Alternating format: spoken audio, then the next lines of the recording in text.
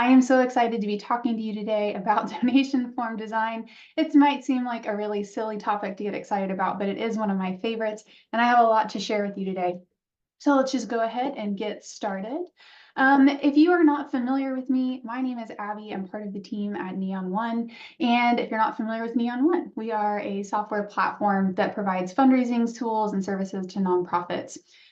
We have a lot of different tools and features that are all aimed at making you a better, more efficient fundraiser. And one of those that we're going to kind of touch on today is our donation form builder. So just wanted to let you know, whether you are using Neon One and our donation form builder, or whether you use something completely different, everything we talk about today is going to be applicable to you, and you are hopefully going to leave today with some ideas for how you can make your donation page even better. Before I really dig into it, though, I do want to lay out just a couple little housekeeping things. I do hope you talk to me and ask questions. I'm going to be talking to you. I'm going to ask you to talk to me in the chat. And the chat sometimes can move pretty quickly, and I love that. So do talk to me. If you have questions, though, please drop those questions in the Q&A box. When the chat really gets going, I can frequently have a hard time keeping up with questions, and I want to make sure I answer those for you. So talk to me in the chat, use the Q&A box for questions, and I will do my level best to get to them at the end. I do frequently get the question, am I going to get the slides? Can I have a recording? Can you send me a link to the resource? The answer to all of those questions is yes. I am recording this. You will get an email from me tomorrow morning with a link to everything. So if you have to leave today, or if you want to share this with one of your colleagues, you'll get that email tomorrow and you'll have access to everything right away. Okay, so who am I? Why am I talking to you about donation page design and optimization? I've been working in this industry, the nonprofit tech industry, for a little over 11 years. And most of that time, I have been focusing on donor behavior, what donor preferences are, and how they prefer to do things like donate to nonprofits. So I'm going to share a lot of different tools and tips with you. And I am first, actually, before I get into that, going to ask you kind of where you are in this process. How do you feel about your current donation page, or your donation pages if you have more than one? So let me know in the chat, how do you feel about your current donation page? Do you feel like they belong in a museum? Are you like Tom here? You just go marvel at how wonderful it is. Should I have included it in this presentation? Do you want to make some updates to it? Let me know. Okay, fairly good. Needs work. Basic, good. Needs a complete overhaul. You know, I love a complete overhaul sometimes. I'm like, okay, great. So we're all on, most of us here feel like there are some opportunities to make the donation pages a little better. I have a couple of you who are in a really good place. So if you are one of those people that has added in the chat that like you really are happy with what's going on, you like yours, you just overhauled it. Desiree, don't want to talk about it. If you have insights to share, something that's worked with you, please drop that in the chat too. I want to know about it. What's working for you is going to be useful to other people. I love seeing that kind of collaboration. So, okay. We're all in different places. A lot of people here are ready to kind of make it a little more aesthetically pleasing, or just overhaul it completely. So if you are in that camp, I have a resource that I put together for you that you can use after you leave this session and build your new page, or update it, or completely start from scratch. Let me copy this and drop it in the chat also. And again, this resource is going to be included on the page that you will receive a link to in tomorrow's follow-up email. So I hope this is significant to you. I hope it makes your life easier. I love doing going through a checklist. I hope you do too. So now let's talk about why this is such an important topic and what you can do to make your donation form more compelling. So it sounds kind of silly, right? If someone decides that they want to give to your organization, won't they just make a gift regardless of what your page looks like? And the answer is possibly. But not every person who lands on your donation page is already 100% committed to making a gift. As a matter of fact, in 2020, some research from M&R Benchmarks found that 8 out of 10 people who visit a donation page won't actually complete a gift. So that's, not the best statistic. And honestly, if we're being frank, that number will never be zero, right? People are always going to land on your page accidentally. They're going to land on your page because they're exploring your site and they're just checking you out. But you can take some steps to make your donation form more compelling. You can take some steps to make your donation form useful to someone who's kind of deciding if they want to give a gift, or if they are one of the people who has landed on your page and they are 100% ready to give. You can use your donation form to reinforce that decision and make it an enjoyable process. So we're going to look at some tips that you can do or use to do that. The first thing we're going to look at are some design choices that you can make to improve your conversion rate. If you are like me and you're like, I'm not a designer, I don't know about doing any kind of design, these are straightforward enough that I can do it. I promise you can do it too. All right, so to illustrate some of these best practices, I'm going to use this example donation form that I created. So here are some key elements on this page, and then I'll go into each of them in a little more detail. The first thing to notice is up here, the primary navigation has been removed. So if you land on this fictitious organization's website, you can use the navigation menu to move through the website, learn a little about this organization. But when you land on the donation form, those links are gone. There are also, if you notice, no links away from this donation page anywhere else. There's no newsletter sign up widget, so there's no competing call to action. There's no link to check out my Amazon wish list. There is nothing on this page that would distract someone from what I want them to do, which is to finish a gift. When someone lands on this page, instead of seeing those competing calls to action and outbound links, they see one call to action, and it's this. It's give the gift of the outdoors. There's also a little short statement here about, there's a little short statement here about what their gift will achieve when they give. And that messaging here is reinforced by this image of the kids that they'll support with their donation. So this image lets them know not only that their gift will have a measurable impact, but it also helps them connect to the people who are going to be impacted by their generosity. This statement is also reinforced over here by some suggested donation amounts with impact statements that are included on the form. And you'll notice that this form is only part of the complete donation form. It's only the first step. The rest of the steps will come later in the process. So when you land on this page, you choose your gift amount. You can enter your own. That's very important. And then you can click this next button to move on to the rest of the donation form. So let's take a little bit of a closer look at each of these elements. So these are all significant choices for a few different reasons. Like I kind of mentioned, if someone is already committed to making a gift, the design of this page, which in your case, your donation page will hopefully look and feel like the rest of your website.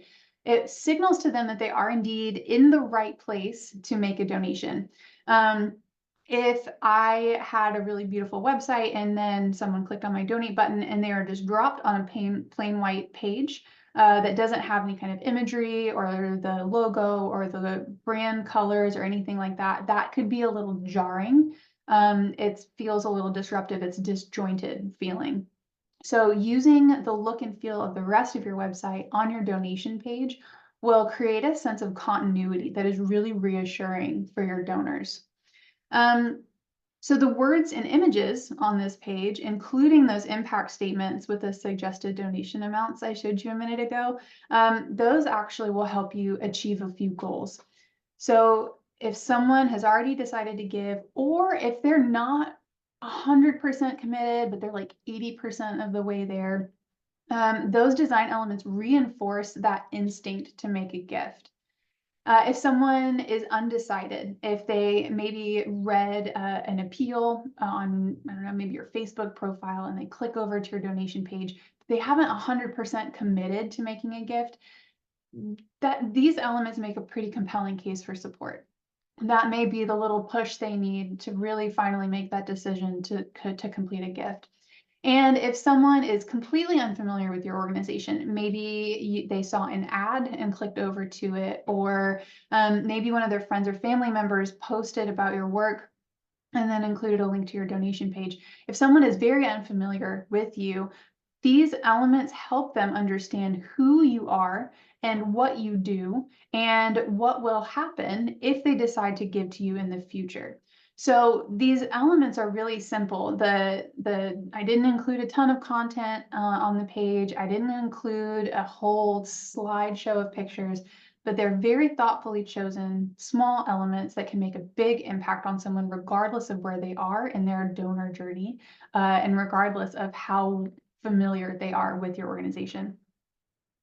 Now, there are some less obvious ways that you can use design elements to improve your conversion rates.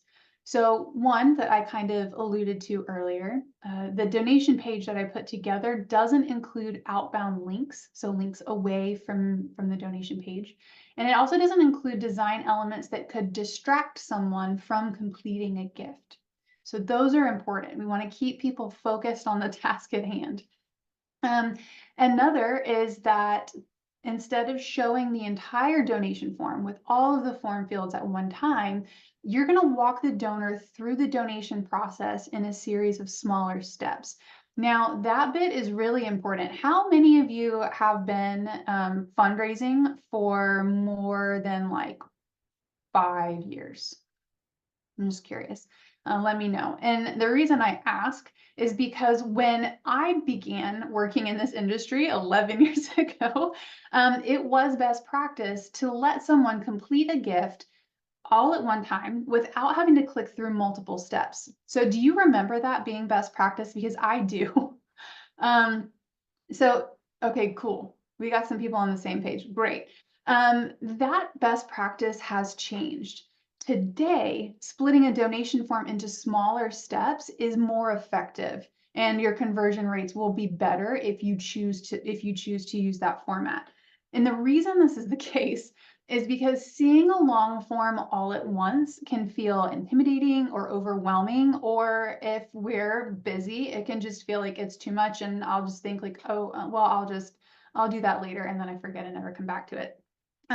When I pay my electric bill, the form is all one page, but nothing bad happens if I decide not to complete a donation form. I have to finish my electric bill submission form. So when you break a long form into pieces, it doesn't make the process shorter necessarily, but it does make it feel shorter, and that feeling is what matters. So keep people focused on the task at hand by removing distractions, and then split your form into smaller, multiple steps so your donors don't feel overwhelmed.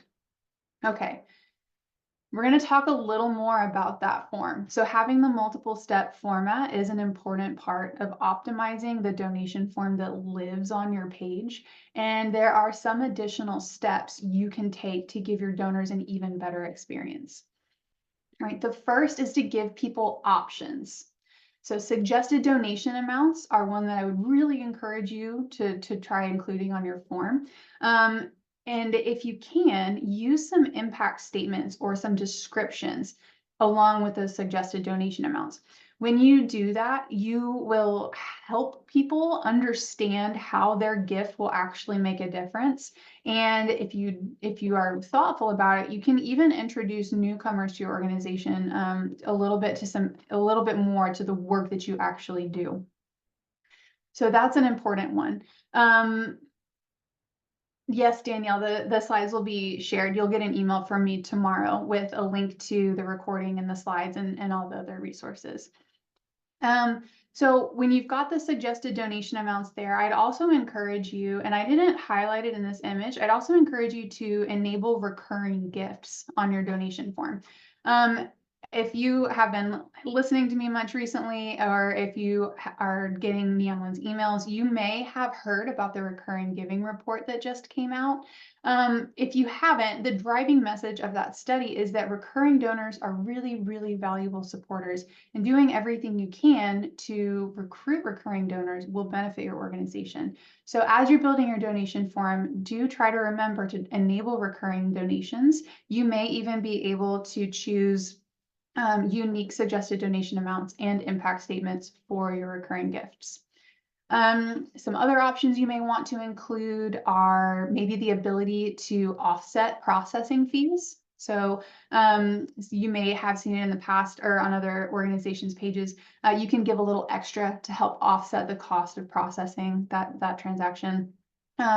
You may also want to add some of the more popular payment methods. So if you're accepting donations online, you probably are already set up to take credit and debit cards.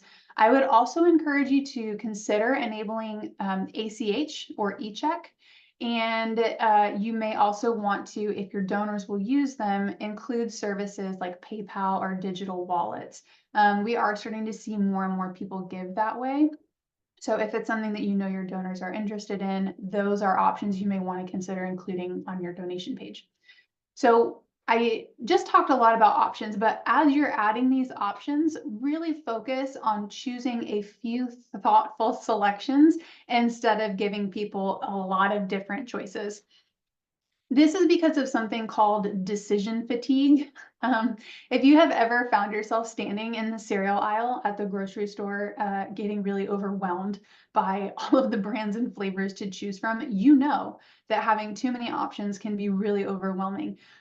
This is actually very top of mind for me. I recently had to go buy toothpaste and they were out of the brand that I buy, and I was paralyzed by indecision. I don't know why there are so many toothpaste options, but there are.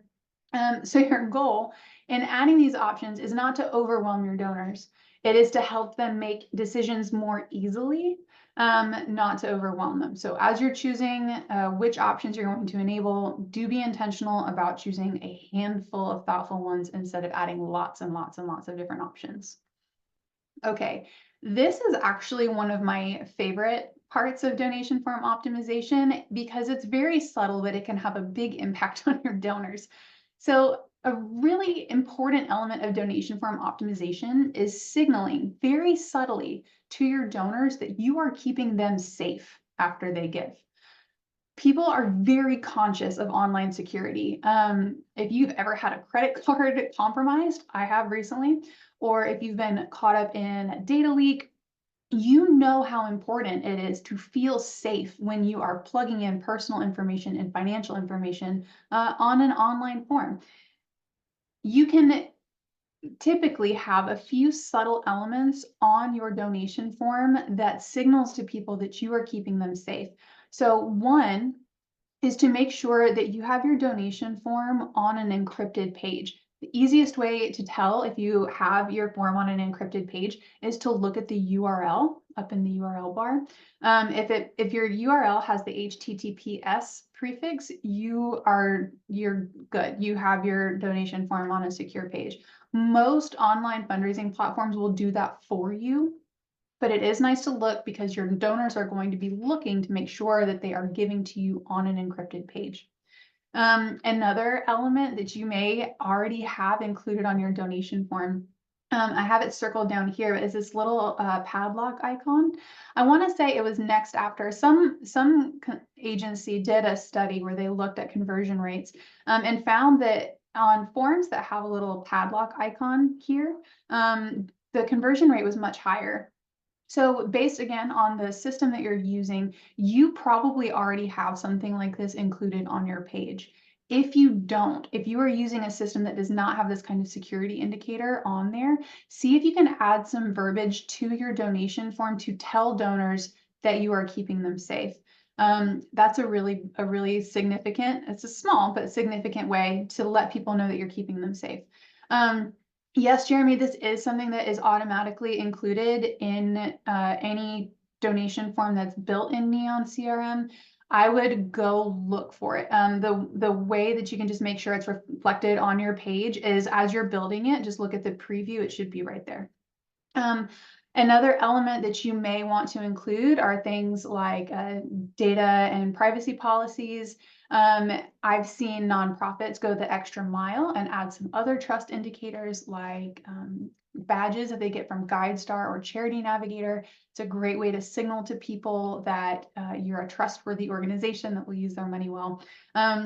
So what I would encourage you to do, because it looks like some of you haven't necessarily seen that option, regardless of the online fundraising platform that you're using, if this is probably already built into your system and is probably already happening automatically without actively enabling it. What I would encourage you to do is pull up your donation form and look to see if it's there. If it's not, you may want to add some verbiage yourself if your donation form provider is not already doing that for you. So just go double check. I have also seen some people get really creative with like custom CSS to remove some of those elements.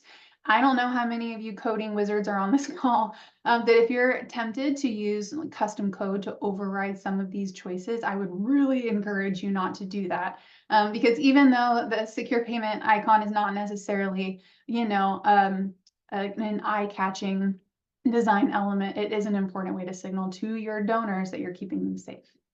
So now we just talked about the actual donation page and the form that is housed on the page, but a donor's experience isn't over once they have actually clicked this donate now button. I would even argue that their experience with you has just begun. And what happens after that person donates can be just as important or even more important than the donation process itself. I say that because of something called the peak end rule. The peak end rule is a really cool psychological phenomenon where people don't necessarily remember the entire experience that they're having, whether it's making a donation or going on vacation.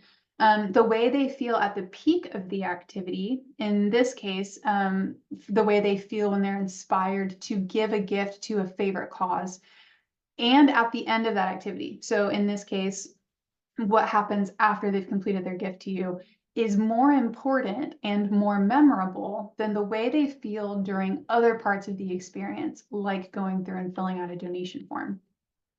So when you take steps to make your people, your community, your donors feel really good about their decision to give after they have completed that gift, they will perceive you and your organization and their experiences with you as being more positive than they would if nothing special really happens after they click that button. Now, as you're designing your donation page, then I would really encourage you to spend some time designing the confirmation page that people will see when they complete their gift. I would also really encourage you to go in, and this will be a little different based on the system that you're using. I really encourage you to update the automatic receipt that is triggered when someone makes a gift. It'll, of course, have some transaction details. Those transaction details do need to be in there. But simply adding a really heartfelt and like nice thank you message and even a couple of images can turn a very cold transactional feeling engagement into something really special that makes people feel good about their donation and celebrates the fact that they're an important part of your community. You can also write a follow-up thank you letter and then have your donor receive that letter in the days after their gift. So they gave to you, you gave them a nice experience with that updated receipt, and then you're giving them another great experience in the days following their gift. A lot of nonprofits don't do that. And it's a really straightforward way to make a big impression on donors when you're still top of mind. It's a great donor retention exercise. It sets the stage for future engagement. It's a really good move. Again, based on the platform you're using, you should be able to set all of this up one time and then kind of schedule it to happen. So you're not going through and sending batches of emails every day. What you can do then is periodically go back into your system, not every day, but go back into your system and update those communications. Give your receipt a facelift, tweak your thank you message, update some pictures. And that way, when repeat donors come back and make additional gifts, they aren't getting the same messaging over and over. Okay, I just gave you a ton of information in a short period of time. This is pretty high level, but I did include in the follow-up email that you're going to get links to this recording, links to the slides, and then some links to the donation form checklist and some other resources that you can use to learn more about this. But I wanted to leave a couple of minutes to answer some questions, and it looks like we have a few. Okay, let me pull up this Q&A box. I like our form, but I'd like to remove the constituent login prompt to our donation form. I can't figure out how to do that. The toggle is not selected on the form. Kurt, without looking at your specific instance, I don't know what recommendations to make off the top of my head. Would you please email me? I will send you my email address in the Q&A box. If you email me, I will get you an answer to that question. Okay, let's see. How do you set up a multiple step form? Jackie, the answer to that question depends almost entirely on which system you're using. Now, I'm very familiar, I think at this point, with 2 or 3 different online fundraising systems. In each of those, you should be prompted to choose the format that you want to use when you go and create the donation form. So when you go into your system and you click the button to spin up a new form, it should guide you through the process of choosing the format you would most like to use. So I would take a look there. Depending on the system you use, you may not be able to retroactively apply that. So if you have a single step form, the system may not give you the ability to choose the multiple step form and then just have it updated. You may need to create a new form and then retire the old one and replace it with a new one. Let's see. Desiree just asked, what is a digital wallet? Is it Apple Pay, Samsung Pay? Thank you. That's exactly what that is. The most common digital wallets are Apple Pay and Google Pay. And based on your constituents, they may be popular options. They may not be used at all. Definitely something to look into. We generally found that very few people do tend to use digital wallets right now, so it may be worth enabling it to see what happens. But they are becoming more popular. So if they're not being used now, keep an eye on it. They may become more popular in the future. Let's see. Sharon has a great question. When you say not too many, about how many donation amount options do you recommend putting on your form? How many is too many? That is one of those questions that there isn't a hard and fast rule or data point that I can give you. You kind of have to follow your gut. So my guiding rule of thumb would be that I would choose, I don't know, 5 to 7 or 8, and I would base those suggested gift amounts on the totals that your donors are giving you. So, for example, if the average online donor gives $20 on your form, start at 20 and then maybe go up to whatever the upper limit is. Maybe you have someone who's giving you $200 on your donation form. That's a good array. If your average gift on your donation form is $20, I wouldn't start at $5 and then go up to 500. I would keep it short and I would base it on what your donors are actively doing, and kind of go from there and then just experiment and see what works. I have this from Kimiko. I want to add an e-news sign-up box to the donation form. How do I do that? So Kimiko, that will depend largely on the system you're using.